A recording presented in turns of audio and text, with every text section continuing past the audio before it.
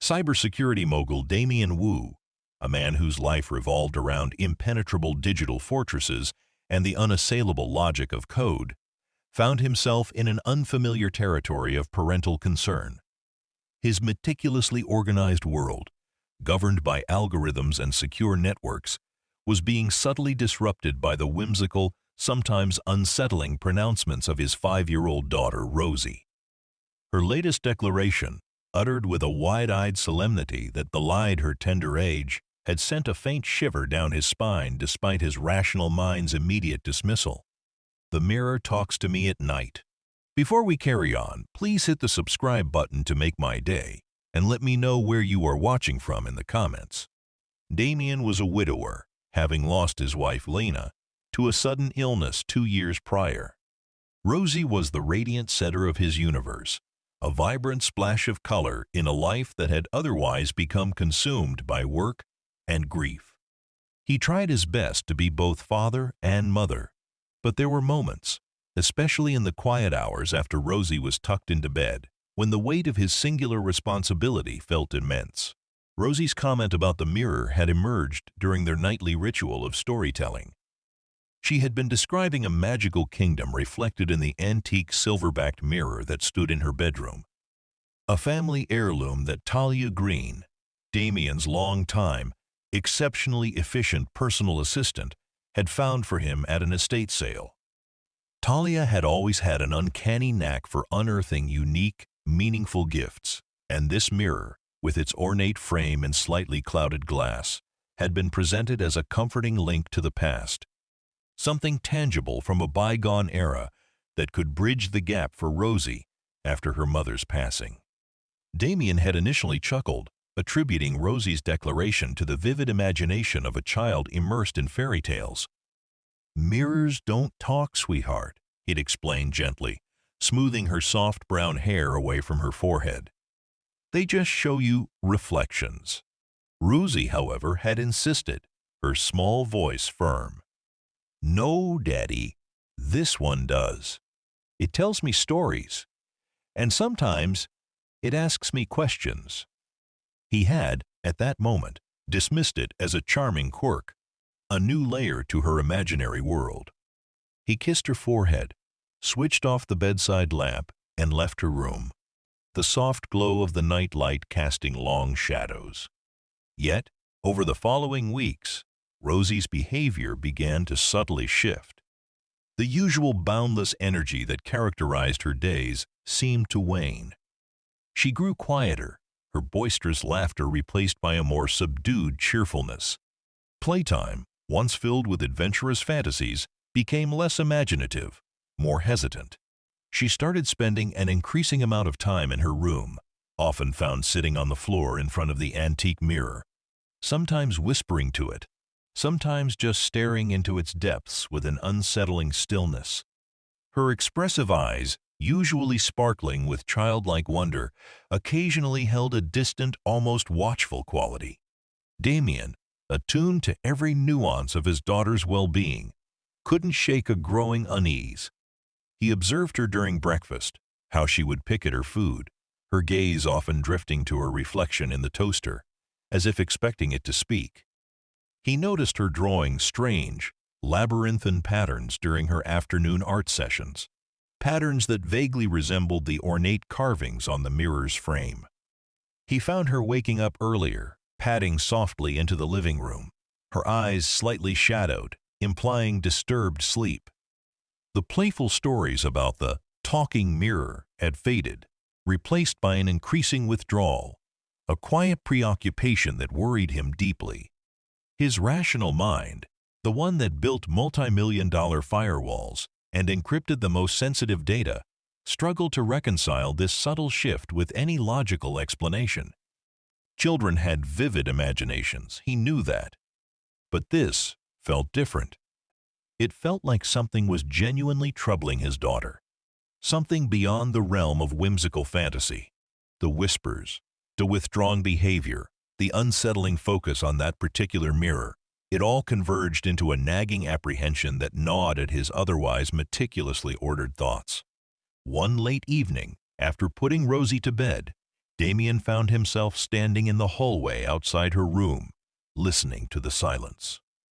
He heard a faint murmur, almost imperceptible.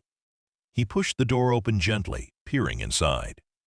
Rosie was sitting cross-legged on the rug, facing the mirror, her back to him. Her small shoulders were hunched, and she was whispering, her voice a hushed urgency.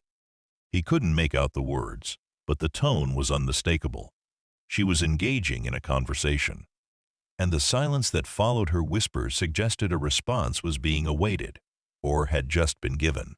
A cold dread, unlike anything he had ever known in the high-stakes world of cybersecurity, began to unfurl in Damien's chest. This was no longer a matter of childish imagination.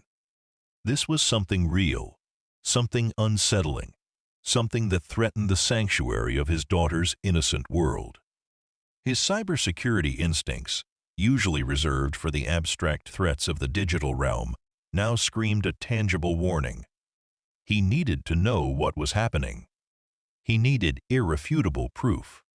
The solution, for a man like Damien Wu, was immediate and technical. He had installed countless surveillance systems for clients, always with an eye for discretion and efficacy.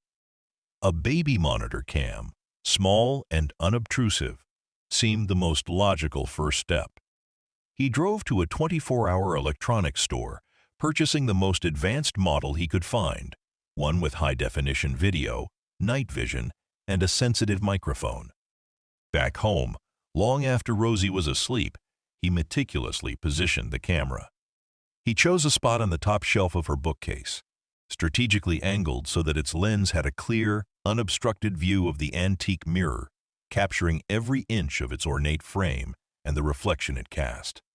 He connected it to his secure home network, configured the live stream to his personal tablet, and double-checked the audio settings. He wanted to capture everything, every murmur, every movement, every whispered word. He felt a desperate urgency, a need to pierce through the unsettling mystery that had encroached upon his daughter's innocence. As he completed the setup, the digital eye of the camera blinked to life, a silent sentinel in the dimly lit room. He left Rosie's room, a knot of apprehension tightening in his stomach, and retreated to his study, the tablet clutched in his hand, ready to confront whatever chilling reality the night might reveal. The first few nights yielded nothing out of the ordinary. Rosie slept soundly, occasionally stirring, but no whispers, no strange interactions with the mirror. Damien, hunched over his tablet in the dimly lit study, felt a faint sense of relief mingled with a touch of self-reproach. Perhaps he was overreacting, projecting his own anxieties onto his daughter's innocent imagination. The rational mind, his default mode, tried to reassert its dominance. Then came the third night. Damien had fallen into a light doze, the tablet resting on his lap, its screen displaying Rosie's peaceful slumber. Suddenly, a faint rustling sound from the speaker jolted him awake. He instinctively reached for his headphones, preferring to listen without disturbing the quiet of the house. He adjusted the volume, his senses on high alert. On the screen, Rosie stirred in her bed. She slowly sat up, her small figure illuminated by the soft glow of the nightlight. Her gaze, even in the grainy night vision, was fixed on the antique mirror. She slipped out of bed, padded softly across the rug, and settled cross-legged on the floor in front of it, just as Damien had observed days prior. He leaned forward, his eyes glued to the screen, his heart beginning a slow, heavy drumbeat against his ribs. Rosie lifted a small hand, tracing a finger along the cold glass of the mirror. "Then," she whispered, her voice barely audible, "are you there?" Damien held his breath. For a long moment, there was silence. He watched, transfixed, his professional skepticism warring with a growing sense of dread. And then, it came. A voice.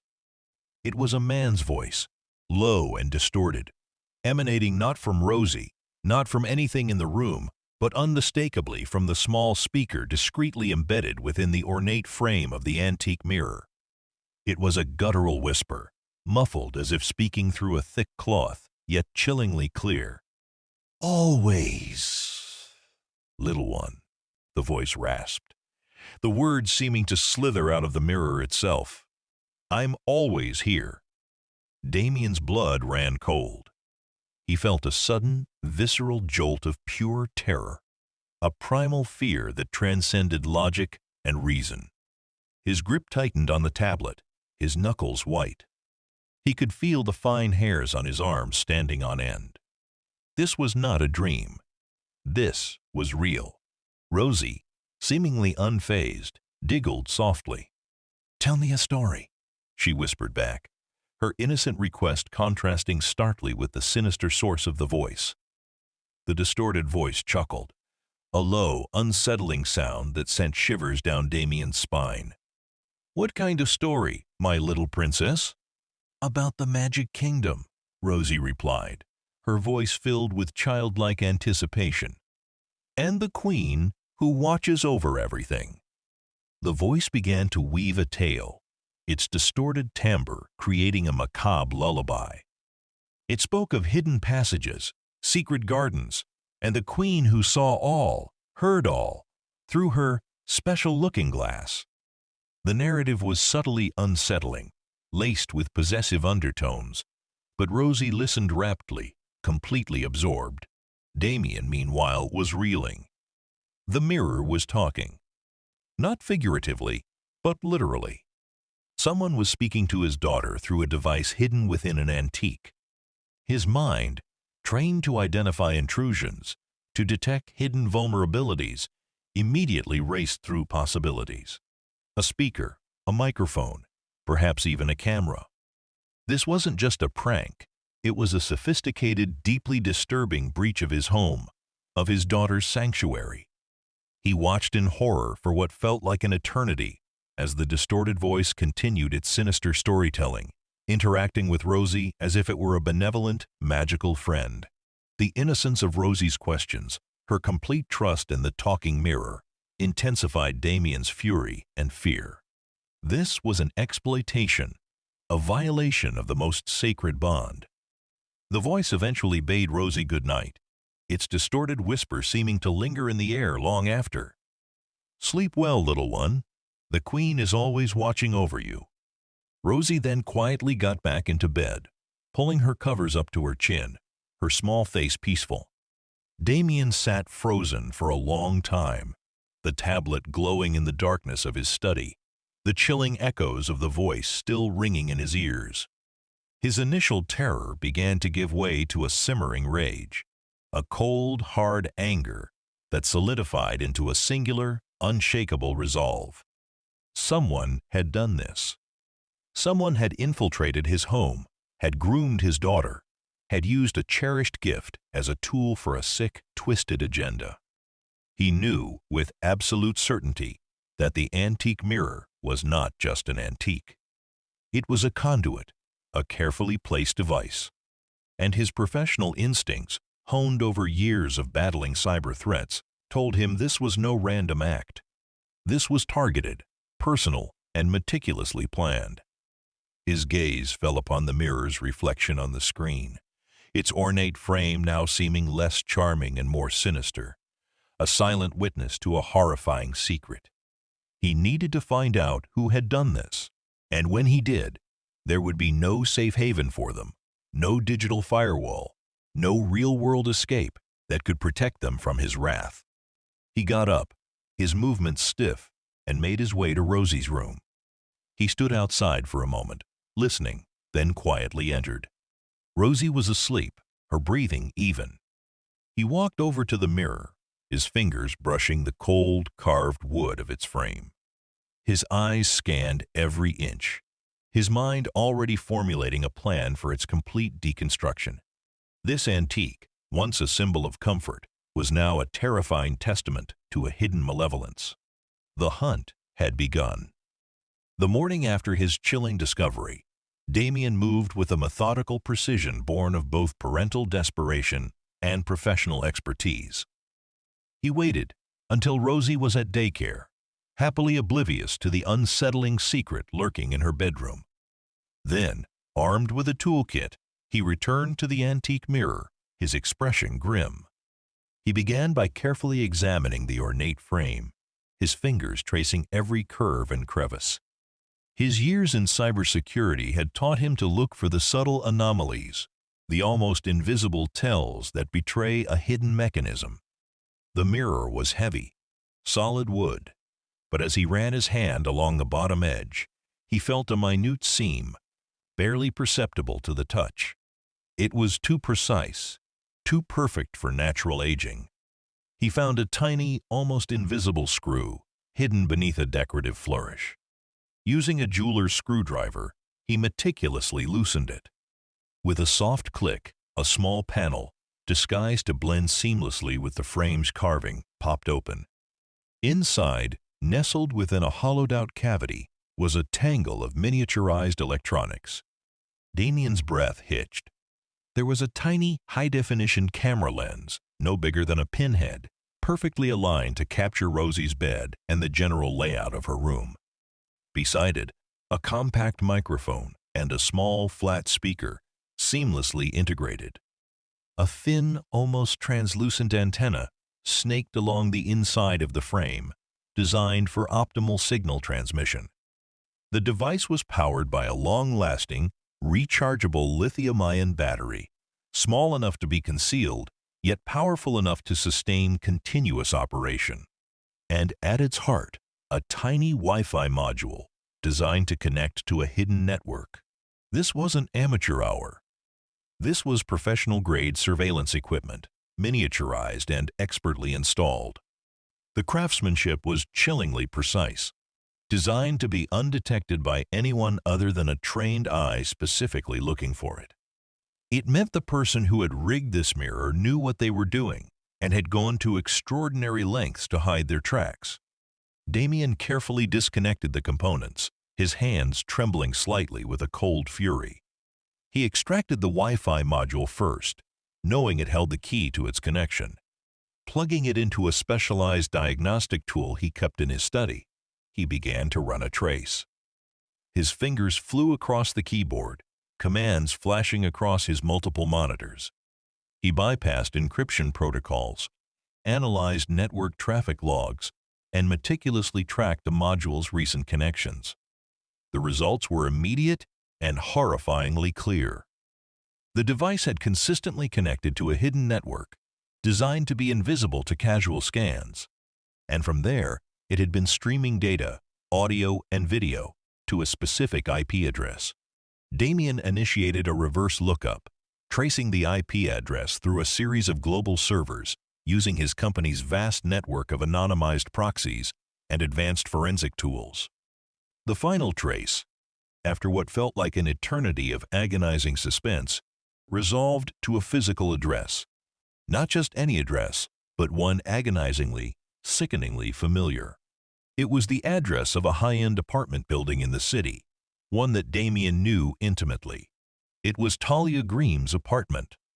The revelation hit him with the force of a physical blow. Talia, his loyal, efficient, seemingly indispensable personal assistant. The woman who had been by his side for years, through his success, through his grief after Lena's passing, who had managed his schedule, his household, and even his daughter's occasional playdates. The woman who had found and gifted him this very mirror, presenting it as a heartfelt gesture, a thoughtful piece of family history. His mind reeled, trying to reconcile the image of the dependable, composed Talia with the monstrous reality of a secret voyeur, a predator whispering to his daughter through a hidden microphone. The betrayal was absolute, a sickening twist of the knife. It wasn't some random hacker, some anonymous threat from the dark corners of the internet. It was someone he trusted implicitly, someone he had allowed into the most intimate spheres of his life. He remembered countless small details, now twisted into sinister implications. Talia's almost obsessive attention to Rosie, often complimenting her clothing or hairstyle with an unnerving specificity. Her seemingly innocent questions about Rosie's daily routines, her favorite stories, her bedtime rituals. The way she would sometimes linger in Rosie's room when dropping off gifts or helping with tidying up. He recalled a time Rosie had mentioned Talia had come over on a weekend, when Damien was out of town, to organize her toys. Had she been in the room then, installing the device? Or had it been rigged before it was even delivered to his home? The thought sent a fresh wave of nausea through him. This wasn't a sudden descent into madness. This was a long, simmering, deeply disturbing obsession. Talia wasn't just observing, she was actively engaging, grooming, manipulating his innocent 5-year-old.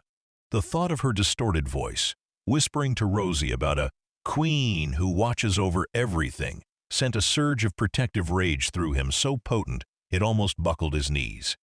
He disconnected the diagnostic tools, his hands now steady with a cold, righteous anger. The evidence was undeniable.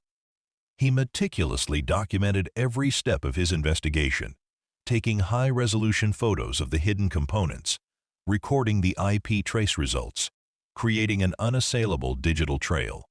This was no longer just about protecting Rosie. It was about exposing a dangerous, deeply disturbed individual. Damien knew he couldn't confront Talia directly. She was cunning, meticulous, and clearly unhinged. Such a confrontation could escalate, putting Rosie at risk. He needed to approach this strategically, to gather irrefutable, legally admissible evidence that would ensure her permanent removal from his and Rosie's lives and from society. His first call was to his most trusted legal counsel, a sharp, discreet lawyer named Ms. Anya Sharma, specializing in high-profile security cases. He presented the facts, concisely and without emotion, allowing the chilling nature of the evidence to speak for itself. He explained his theory of Talia's obsession, how it had slowly twisted into this horrific act of surveillance and psychological manipulation. Ms. Sharma listened in stunned silence, her usual composure slowly dissolving into a look of grave concern. "Damien," she finally said, her voice low, "this is far more than just a privacy breach. This is stalking, child endangerment, and, potentially, a form of emotional abuse. We need to involve law enforcement immediately, and we need to ensure your daughter is protected from any potential retaliation." Damien nodded, his jaw tight. "I understand, but I want to make sure we have everything perfectly in place before we move. I want her caught red-handed, with undeniable proof, so there's no room for doubt or escape." He wanted to ensure that Talia, with her cunning intelligence, could not wriggle out of this. He wanted absolute, undeniable justice for his daughter. The game, he realized, had just entered its most dangerous phase. He was no longer just a cybersecurity mogul. He was a father, protecting his child with every tool, every resource, every ounce of his formidable intellect. The plan to ensnare Talia was meticulously crafted, a complex web of digital forensics and tactical surveillance. Damien worked closely with Ms. Sharma and a specialized unit within the local police force, a team accustomed to dealing with high-tech crimes and sensitive personal security cases. The detectives, led by the astute Detective Harding, were initially skeptical, but Damien's calm, detailed presentation of the evidence, coupled with his impeccable reputation in the cybersecurity world, quickly convinced them of the gravity of the situation. "We need to observe her, Mr. Wu," Detective Harding had stated, his voice grave, "to establish a pattern and to catch her in the act of accessing the feed. A simple IP trace is strong, but witnessing her active engagement strengthens the case immensely." Damien agreed. He had already re-enabled the mirror's hidden device, connecting it to a controlled, isolated network that only he and the police forensics team could monitor. This way, Talia would unknowingly continue to access a feed that was now under constant surveillance, providing live evidence of her disturbing obsession. He had replaced the mirror in Rosie's room, making sure it looked exactly as it had before, a chilling sentinel in the innocent space. The knowledge that the mirror was still active in Rosie's room, even under his control, twisted his gut. but it was a necessary evil for the trap. For the next few days, Damien was a man on edge. He monitored Rosie constantly, ensuring she didn't engage with the mirror when he wasn't present to observe or intervene.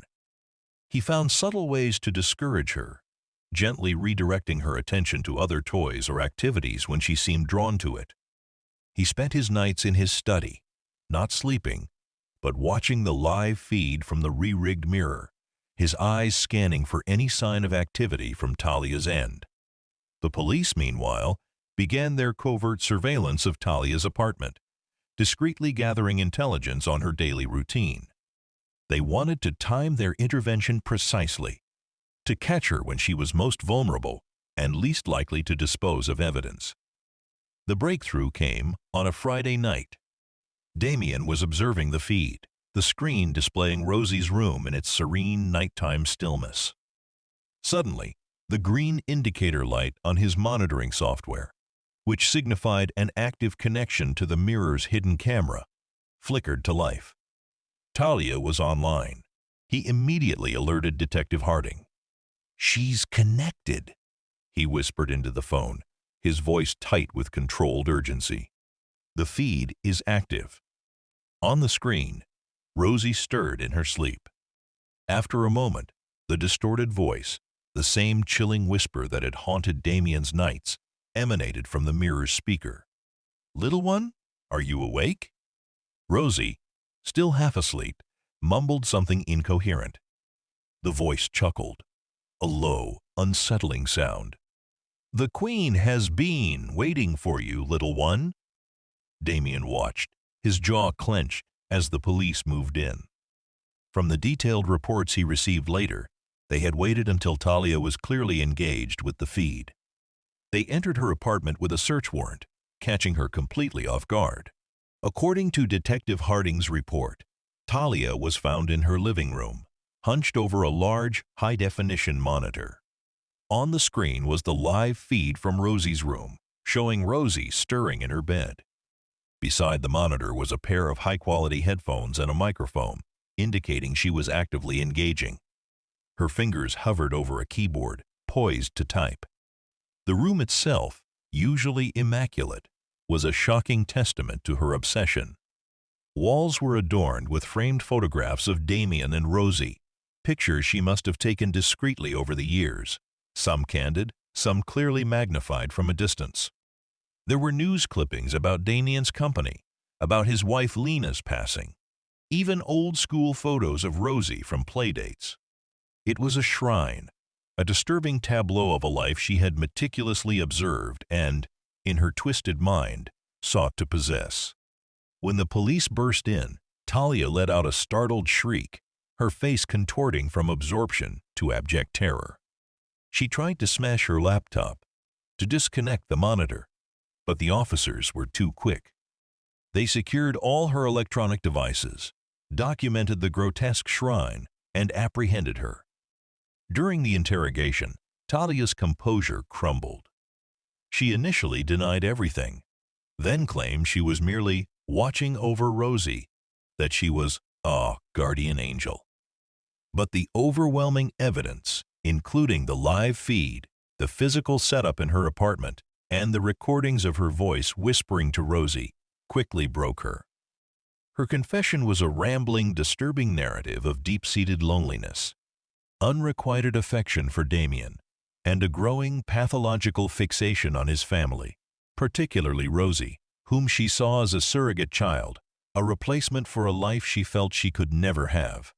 She admitted to feeling increasingly overshadowed by Lena before her death, and then by Rosie herself, seeing the child as a barrier to her imagined closeness with Damien. The mirror, she confessed, was a long-term project, meticulously planned and executed over months, sometimes even years.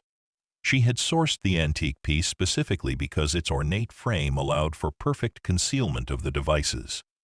Her gifts to Rosie, her help around the house, were all meticulously orchestrated opportunities to install and maintain her surveillance.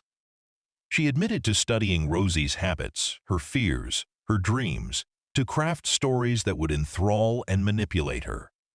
The thought of Rosie confiding in her, through the mirror, about her day, about her secrets, had become her sole purpose, her twisted form of connection. The depth of her delusion, the sheer audacity of her actions, left the detective stunned. It was a chilling case of psychological manipulation, an invasion of privacy on a level few had ever encountered. Damien, informed of Talia's capture and confession, felt a wave of grim satisfaction wash over him. It was over. The nightmare was finally ending. But the emotional toll was immense. The betrayal, the violation, the knowledge of how close his daughter had come to irreversible psychological damage weighed heavily on him. He immediately arranged for Rosie to see a child psychologist, a specialist in trauma and emotional abuse. The psychologist, Dr. Eris, assured Damien that children at Rosie's age were resilient, but early intervention was crucial. Rosie, thankfully, had not fully grasped the sinister nature of the talking mirror. To her, it had been a magical, if sometimes a little spooky, friend. Dr. Eris recommended that Damien downplay the evil aspect of the mirror, focusing instead on its brokenness, its inability to be a true friend, and reinforcing the safety of her real-world relationships. The antique mirror, the source of so much pain and deception, was meticulously dismantled and its components secured as evidence. Damien wanted it gone from his house, purged of its lingering dark energy. He replaced it with a bright, cheerful painting, filling the space with vibrant colors and light. The public reaction to Talia Greene's arrest and the unfolding details of her chilling obsession was one of widespread shock and outrage. The story made national headlines, a cautionary tale about the dangers lurking in plain sight, even within the most trusted circles. Cybersecurity experts debated the implications, while parents grappled with the unsettling reality that even their most secure homes could be breached by psychological manipulation. For Damien, the focus remained solely on Rosie. He spent more time with her, showering her with affection, rebuilding her sense of security, ensuring her world was filled with genuine love and honest interactions. He read her stories himself, his voice warm and comforting, carefully choosing tales that celebrated true friendship and healthy boundaries. He knew it would be a long road, but with every shared laugh, every quiet moment of connection, he felt the invisible scars of the past slowly, steadily beginning to heal. The mirror no longer talked, but a father's true love now spoke volumes. The aftermath of Talia Greene's arrest and subsequent public revelation plunged Damien's private world into a maelstrom of media scrutiny. His company, once lauded for its impenetrable security, now found itself inadvertently at the center of a cautionary tale, a grim irony that wasn't lost on the news channels dissecting every detail of the mirror. SPY case. Journalists besieged his home, eager for a quote, a glimpse of the traumatized child, or a tearful confession from the cybersecurity guru who had missed the insidious threat within his own walls. Damien, however, had built his empire on discretion and control. He activated protocols, diverting media inquiries to Ms. Sharma, who handled the barrage with professional composure, issuing concise statements emphasizing the ongoing legal process and his family's need for privacy. His primary concern remained Rosie. Dr. Eris, the child psychologist, became an invaluable guide. She advised Damien on how to gently detach Rosie from the emotional connection she had formed with the mirror friend. They started by calling the mirror broken and sick, emphasizing that it couldn't talk anymore because it was poorly made. Rosie, with the resilience inherent in young children, slowly accepted this narrative. She would occasionally mention the mirror, sometimes with a wistful tone, but never with the same intensity. Damien made sure to fill her days with genuine human connection, with real conversations and real stories, read aloud from vibrant picture books, sitting close, their heads together. He consciously worked to rebuild her sense of a safe, predictable world, where trust was earned, and where voices came from people, not inanimate objects. The process was gradual. Rosie still had moments of quietness, periods where her gaze would drift, as if searching for an unseen presence. But these instances became less frequent, replaced by her natural vivacity. Her laughter, once subdued, began to ring out more freely. She started drawing bright, colorful pictures again, her characters no longer confined to the ominous magic kingdom of the mirror's tales, but venturing into whimsical adventures with her real-life toys, imaginary friends. Damien, meanwhile, wrestled with the profound sense of betrayal. Talia Greene had been more than an assistant, she had been a confidant, almost family. The depth of her delusion, the sheer audacity of her long-term manipulation, was difficult to comprehend. He reviewed old emails, scrutinized past conversations, searching for clues he had missed, subtle signs of her growing obsession. He found fleeting moments, a too intense gaze, an overzealous comment about Rosie's cuteness, a remark about how lucky he was to have such a perfect family. These seemingly innocuous instances now took on a sinister hue, illuminating a meticulously constructed facade. The sheer calculated patience she must have possessed, leaving herself into the fabric of his life while harboring such dark intentions, was chilling. The legal proceedings against Talia were swift and decisive. With Damien's irrefutable evidence, her confession, and the damning contents of her apartment, she had no real defense. She was charged with stalking, child endangerment, and illegal surveillance. The trial, though heavily publicized, concluded with her conviction and a lengthy prison sentence, a small measure of justice for the profound violation she had inflicted. Damien chose not to attend the sentencing, finding no satisfaction in witnessing her downfall. His focus was on healing, not vengeance. In the aftermath, Damien also took a critical look at his own life, at the aspects that might have, however inadvertently, created an opening for Talia's insidious infiltration.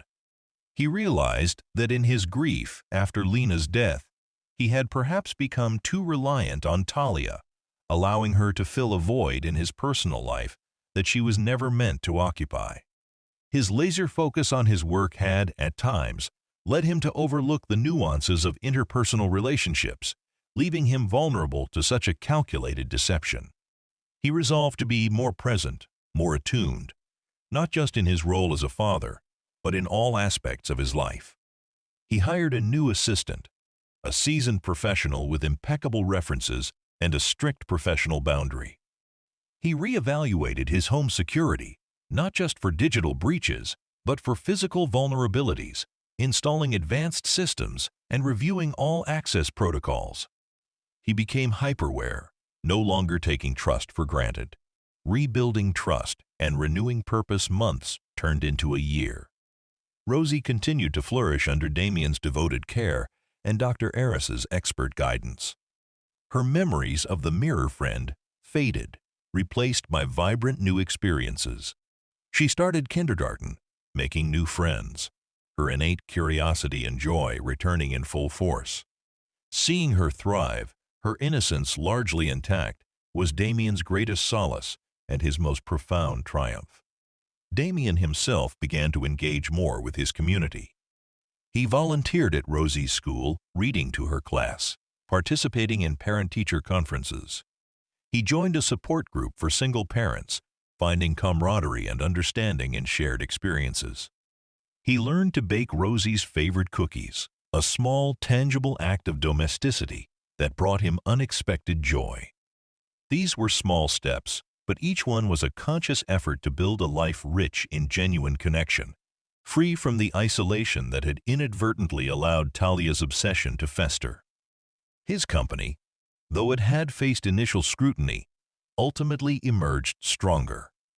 The incident had served as a stark, if painful, demonstration of the critical need for comprehensive security, not just digital, but physical and psychological. Damien used his platform to advocate for greater awareness of online safety for children, for the dangers of unchecked digital footprints and for the importance of parental vigilance in a technologically keen, advanced world.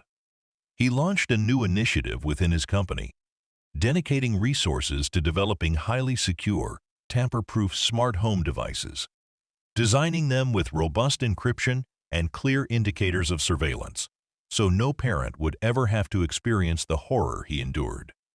This became his new mission, transforming his personal trauma into a public good.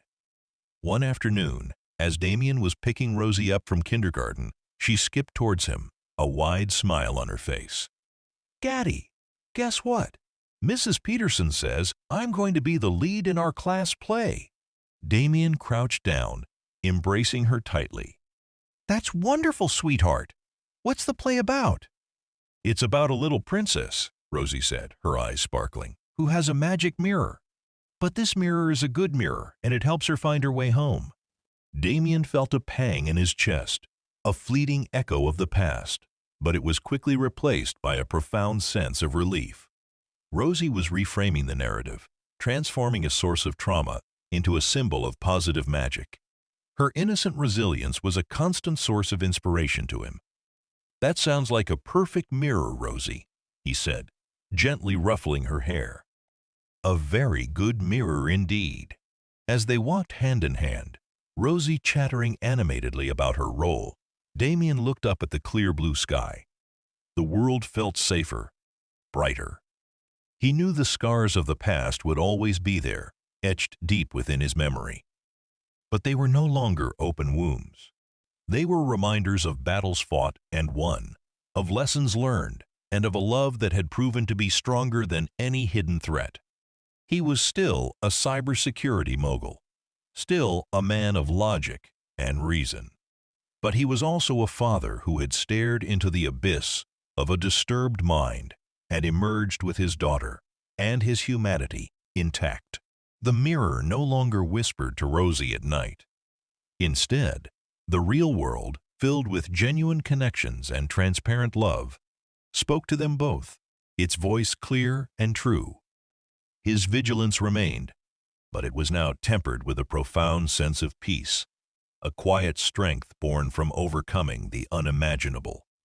The path of advocacy and healing, Damien's commitment to digital safety and childhood protection, deepened with each passing year. He leveraged his vast network and influence within the tech industry to push for stronger regulations regarding internet privacy and surveillance technology. He testified before congressional committees, sharing his harrowing personal story with a compelling blend of emotional honesty and technical expertise. His voice, once reserved for boardrooms and secure data centers, now resonated on a national stage, advocating for the vulnerable. He established the Rosie's Voice Foundation, a nonprofit organization dedicated to raising awareness about the psychological impacts of child surveillance and providing support for families affected by such intrusions. The foundation funded research into child psychology in the digital age, developed educational programs for parents and educators, and offered free legal and therapeutic resources to victims. Rosie, now a bright and confident 10-year-old, occasionally participated in age-appropriate ways, drawing pictures for the foundation's brochures or helping with fundraising events, completely unaware of the dark history behind its creation. Damien ensured her involvement was always joyful and protective, never burdening her with the weight of the past. Through the foundation, Damien encountered numerous families whose lives had been disrupted by similar, though perhaps less dramatic forms of digital voyeurism or manipulation. There was a family whose nanny cam had been hacked, a couple whose smart home devices had been compromised by a disgruntled former employee, and teenagers who had fallen victim to online grooming. Each case reinforced the urgent need for greater public awareness and robust protective measures. Damien's personal experience allowed him to connect with these families on a deeper level, offering not just technical solutions, but genuine empathy and understanding. One particularly complex case involved a high school student named Kai, who was being systematically bullied and stalked online by a former friend. The perpetrator was using sophisticated spoofing techniques and deepfake technology to create convincing, damaging content. Kai was terrified, withdrawn, and contemplating dropping out of school. Damien, through Rosie's Voice Foundation, provided Kai with a team of cybersecurity experts who meticulously traced the digital breadcrumbs, ultimately identifying the perpetrator. He also arranged for Kai to receive therapy to cope with the emotional trauma. The case garnered significant media attention, highlighting the evolving nature of digital threats and the crucial role of organizations like Damien's Foundation. His work brought him into contact with other experts in the field, leading to collaborations that pushed the boundaries of security technology. He worked with neuroscientists to understand the psychological vulnerabilities that digital manipulation could exploit, and with ethicists to navigate the complex moral landscape of artificial intelligence and surveillance. He became a leading voice in the movement for ethical tech development, advocating for a human-centered approach to technology, prioritizing well-being and privacy above all else. Unexpected connections and personal growth years continued to pass, bringing with them new layers of life and unexpected connections. Rosie was now a teenager, vibrant and independent, a talented artist with a keen intellect. The memories of the talking mirror had long faded into the background of her childhood, an indistinct, vaguely unsettling dream that held no real power over her present. She knew her father was a prominent figure in cybersecurity, but his past trauma was a story he kept largely to himself, focusing instead on their shared future. Damien, meanwhile, found himself experiencing a profound sense of personal growth. The single-minded focus on work and grief had given way to a more balanced life. He still dedicated himself tirelessly to his company and the foundation, but he also prioritized his well-being, engaging in mindfulness practices and rekindling old friendships. He even, cautiously, began to explore the possibility of new romantic connections, a step he had long thought impossible after Lena's passing. It was through his work with the Rosie's Voice Foundation that he met Dr. Evelyn Reed, a brilliant child psychologist specializing in the long-term effects of digital trauma. She had been invited to speak at one of the Foundation's conferences, and her insights were remarkably aligned with Damien's own experiences. Their professional collaboration quickly blossomed into a deep personal connection. Evelyn possessed a rare combination of intellect, empathy, and a profound understanding of the human psyche. She was a grounding force in his life, offering not just companionship, but a shared purpose. Evelyn understood the invisible scars Damien carried, not just from Talia's betrayal, but from Lena's death. She helped him process the lingering grief, the moments of self-blame, and the fear of vulnerability that had unconsciously shaped his life. With Evelyn, Damien felt truly seen, truly understood, in a way he hadn't since Lena. Their relationship grew steadily, built on mutual respect, shared values, and a deep, quiet affection. One evening, as they sat on the patio of his home, watching Rosie practice her guitar in the backyard, Evelyn gently brought up the past. "You know," she said, her voice soft, "Talia Greene's parole hearing is coming up next year." Damien stiffened almost imperceptibly. He hadn't thought about Talia in years, her presence relegated to the distant, dark corners of his memory. "Is it?" he replied, his voice neutral. "Yes," Evelyn confirmed. "It's standard procedure. You have the right to submit a victim impact statement or even attend the hearing if you wish." He pondered her words, the thought of facing Talia again, even across a courtroom, stirring a complex mix of emotions. A flicker of the old anger, a ghost of the past fear, but also a profound sense of detachment. He realized he no longer harbored the raw hatred that had consumed him after the initial discovery. He had processed it, transformed it, and moved far beyond it. "I don't think I will," Damien finally said, his gaze fixed on Rosie, who was now strumming a joyful, upbeat melody. My statement is my life now, Evelyn. It's Rosie's well-being. It's the foundation. It's every family we help. That's my impact.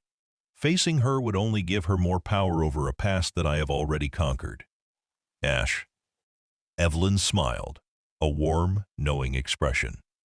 That's a powerful and healthy perspective, Damien. It truly shows how far you've come. Damien nodded, a profound sense of peace settling over him. He had faced the terrifying truth behind Rosie's whispers. He had dismantled the insidious plot. He had ensured justice was served. And in doing so, he had not only saved his daughter, but he had also fundamentally reshaped his own life, transforming trauma into purpose and fear into an enduring strength. The mirror no longer talked to Rosie at night, but the echoes of that chilling voice had, ironically, led Damien to find his own true voice, one that spoke volumes about resilience, redemption, and the unbreakable bond of a father's love. His life, once shattered by a dark obsession, was now illuminated by the brilliant light of truth and genuine connection, a testament to the enduring power of hope and healing.